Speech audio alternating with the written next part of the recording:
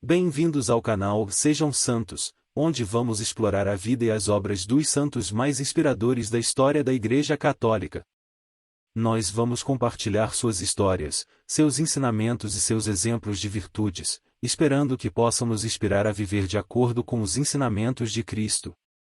Então, se você quer aprender mais sobre esses santos e descobrir como suas vidas podem ser caminhos que nos levam a Jesus Cristo para nós hoje, inscreva-se no nosso canal e deixe o seu like. Inscreva-se hoje mesmo, divulgue nosso canal a seus amigos e comunidades e nos ajude o nosso canal para que possamos alcançar mais pessoas na divulgação a conhecer mais a vida dos santos. Onde a santidade é uma jornada diária. Faça parte dessa comunidade de busca pela santidade.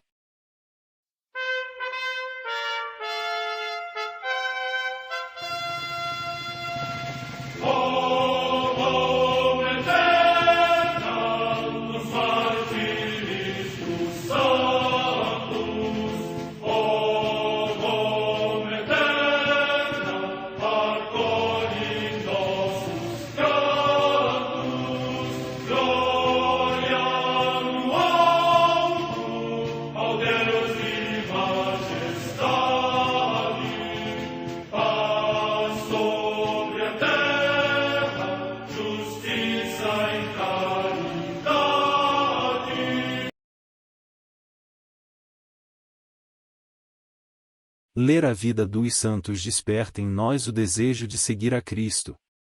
Através de suas vidas podemos aprender as virtudes, a sabedoria e o amor de Deus. Cada santo nos oferece um modelo de vida a ser imitado, como diz São Paulo na carta aos Hebreus, capítulo 12, versículo 1. Estamos rodeados por uma nuvem de testemunhas. A Igreja foi fundada por nosso Senhor Jesus Cristo não apenas como uma instituição, mas uma autêntica família. Os santos mártires, confessores, doutores, as virgens, os santos pastores e todos os demais santos são realmente nossos irmãos que nos precederam no caminho da fé e já estão no céu, para onde também iremos nós, pela graça de Deus. Portanto, sede santos, assim como vosso Pai Celeste é santo. Mateus capítulo 5, versículo 48. Hoje, dia 4 de abril, celebra a Igreja a vida desse grande santo, Isidoro de Sevilha, bispo, doutor da Igreja. A Santa Madre Igreja celebra também nesse dia os santos.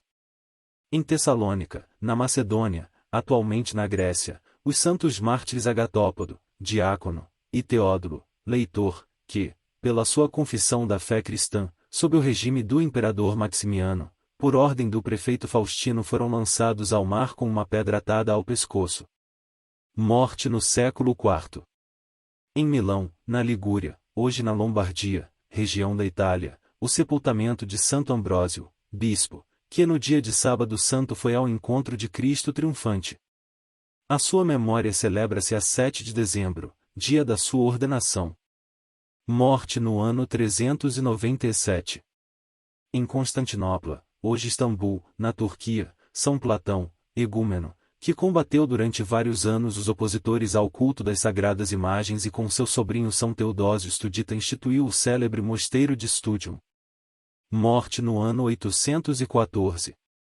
Em Poitiers, na Aquitânia, na atual França, São Pedro, bispo, que favoreceu os inícios da Ordem de Fontevraud, injustamente removido da sua sede, morreu exilado em Chalvigne. Morte no ano 1115. Em Cicle, na Sicília, região da Itália, São Guilherme Confitelli, eremita, que, abandonando a paixão pela caça, passou 57 anos na solidão e na pobreza. Morte no ano 1411. Em Palermo, na Sicília, região da Itália, São Bento Massarari, chamado negro por causa da cor da pele, que foi eremita e depois religioso na ordem dos frades menores, sempre humilde em todas as circunstâncias e cheio de confiança na divina providência. Morte no ano 1589. Em Catânia, na Sicília, região da Itália, o beato José Bento Dusme, bispo, da Ordem de São Bento, que promoveu diligentemente o culto divino, a instrução cristã do povo e o zelo do clero, e na epidemia da peste prestou grande auxílio aos enfermos. Morte no ano 1894.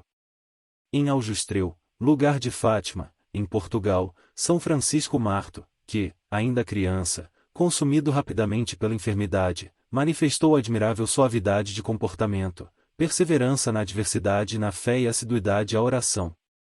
Morte no ano 1919.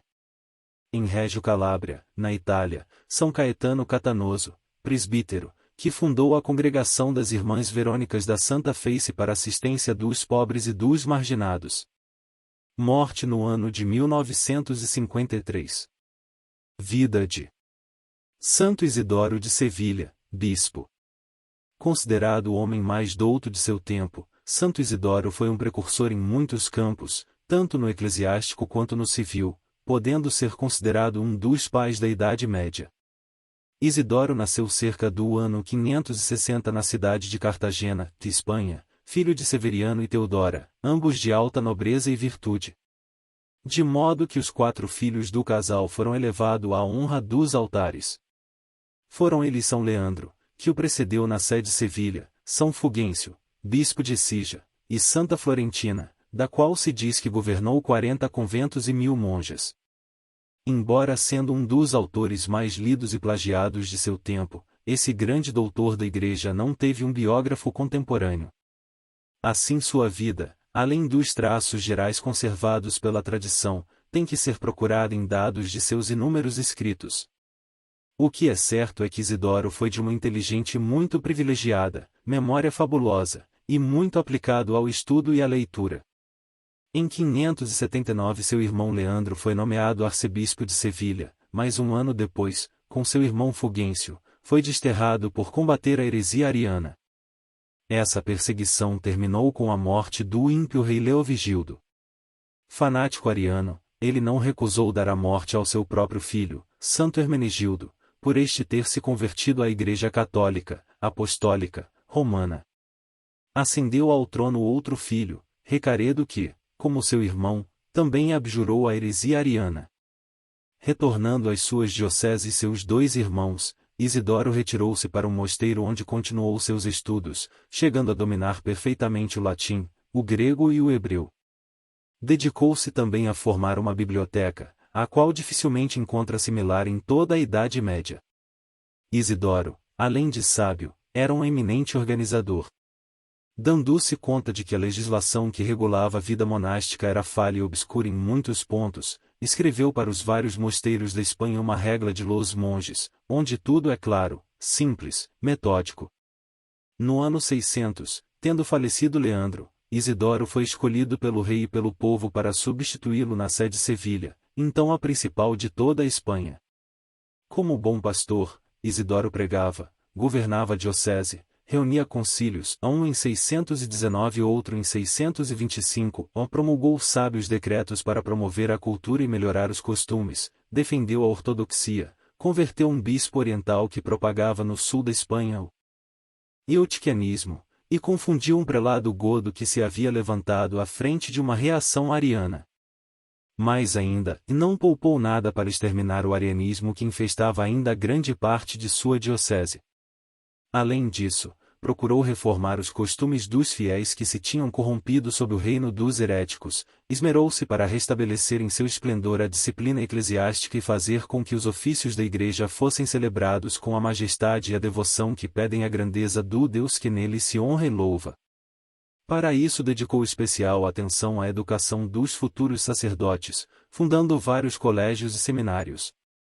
Esses colégios eram verdadeiras universidades, das quais saíram homens ilustres como São Braulio, depois arcebispo de Saragoça, e Santo Ildefonso, que foi depois arcebispo de Toledo, os quais posteriormente fizeram o catálogo das inúmeras obras de Santo Isidoro. Para seus estudantes escreveu uma multidão de tratados, cuja extensão e profunda doutrina pasmam os maiores engenhos, porque abarcam todos os conhecimentos humanos daquela época, desde a mais sublime teologia até a agricultura e economia rural. A principal de suas obras, ou seja, os 20 livros das Orígenes ou Etimologias, é uma verdadeira enciclopédia ou dicionário universal, que faz descobrir o raro e agudo engenho de seu autor, como também sua extraordinária erudição e assombroso trabalho de investigação. Ele foi assim, o primeiro escritor cristão a reunir, para os católicos, uma suma dos conhecimentos universais. Muitos fragmentos do estudo clássico foram preservados desse modo, e que de outro modo teriam desaparecido irremediavelmente. A fama desse trabalho deu novo ímpeto aos trabalhos enciclopédicos, que produziram abundantes frutos nos subsequentes séculos da Idade Média. Como seu irmão Leandro, ele teve a mais proeminente participação nos concílios de Toledo e de Sevilha. Com toda justiça, pode-se dizer que foi em grande medida devido ao trabalho esclarecido desses dois ilustres irmãos que a legislação visigótica, que procedeu desses concílios, é vista por historiadores modernos como exercendo a mais importante influência nos começos do governo representativo. Isidoro faleceu em 636. O oitavo Concílio de Toledo, em 653, denominou o doutor insigne de nosso século, novíssimo ornamento da Igreja Católica, o último na ordem dos tempos, mas não na doutrina, o homem mais douto nestes críticos momentos de fim das idades. Seu discípulo São Braulio o via como um homem suscitado por Deus para salvar o povo espanhol da avalanche de barbárie que ameaçava inundar a civilização na Espanha. Diz ele, teus livros nos levam à casa paterna quando andamos errantes e extraviados pela cidade tenebrosa deste mundo. Eles nos dizem quem somos, de onde viemos, e onde nos encontramos. Eles nos falam das grandezas da pátria e nos dão a descrição dos tempos. Ensinam-nos o direito dos sacerdotes e das coisas santas, a disciplina pública e a doméstica, as causas, as relações e os gêneros das coisas, os nomes dos povos e a essência de quanto existe no céu e na terra. O martirológio romano monástico diz dele neste dia, honrado como doutor da Igreja da Espanha e como um dos maiores mestres da Idade Média por haver transmitido a cultura da antiguidade por suas obras enciclopédicas, tanto as de conteúdo religioso como as profanas. É também considerado como um dos introdutores da liturgia mozárabe, isto é, os cristãos ibéricos que viviam sob o governo muçulmano no Al-Andalus. Oração de Santo Isidoro antes da conexão à internet. Deus eterno e todo-poderoso, que nos criou à sua imagem e semelhança e nos fez procurar tudo que é bom, verdadeiro e belo, especialmente na divina pessoa de seu Filho unigênito, nosso Senhor Jesus Cristo, permita-nos que, através da intercessão de Santo Isidoro, bispo e doutor, durante nossas jornadas pela internet nós dirijamos nossas mãos e olhos apenas ao que é agradável a vós e tratemos com caridade e paciência a todas as almas que encontremos. Por nosso Senhor Jesus Cristo. Amém.